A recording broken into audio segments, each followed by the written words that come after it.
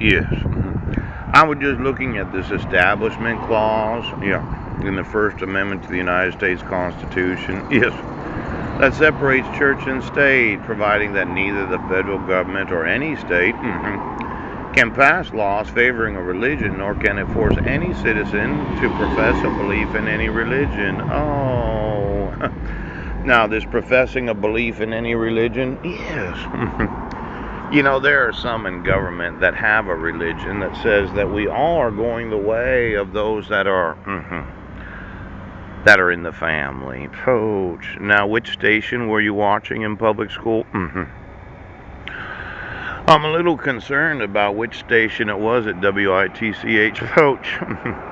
Now let's say as a father, I'm a Christian man, and I had sent an email that as a Christian, you're obstructing the answer of the prayers of my sons because somebody had to play God.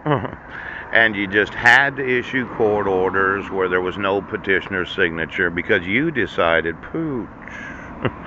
And you had to issue court orders where there was no due process to myself because you're the ones that decided that you were God.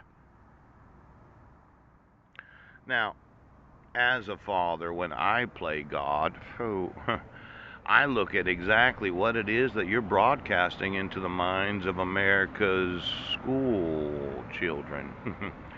And you just had to go the way and you had to make clones of them so that you could control the little rugrats. Pooch.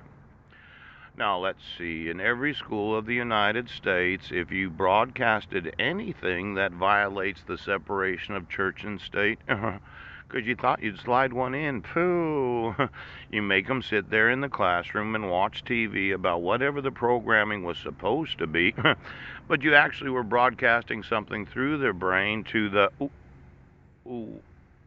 dog that was connected to them. Now, as a citizen of the United States, let's say I sue you for violating the pupil's Bill of Rights to have their parent, that if they had come home to tell me that we were watching objectionable material, I would go to the school principal and say, my sons are not going to view your school programming, that they're going to accept the way that we're going to do things. Now, I'm a Christian, pooch, and graduated from an Assembly of God school. I was calling charities yesterday, churches. Ouch! Could you get me every TV in every church? I'd like to know what cable or satellite bill that they've been paying. And then, do they have any closed circuit television for all their satellite churches so they could build a mega church? Where the mega church leader would stand up and proclaim the way that we're going. Now, a lot of these mega churches, in fact, I was looking at that Manhattan Manifesto that was signed in 2008, 2009, where church leaders would get together from different denominations. Tennessee Manifesto.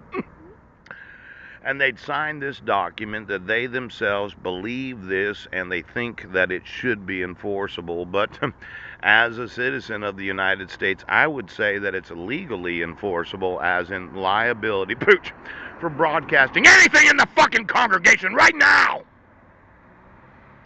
Now, I'm one of those citizens that when I get the server, I get the local area network, I get the closed circuit television, I get the satellite GPS locations, and then I find out that you decided that you were going to use something other than actual citizens to be in your congregations because the pastor had to come to find out. Yesterday I was talking about the maturity of the leadership of this great nation, and then I'm now looking at exactly, well, what the fuck are you broadcasting in the minds of those that are citizens of the United States?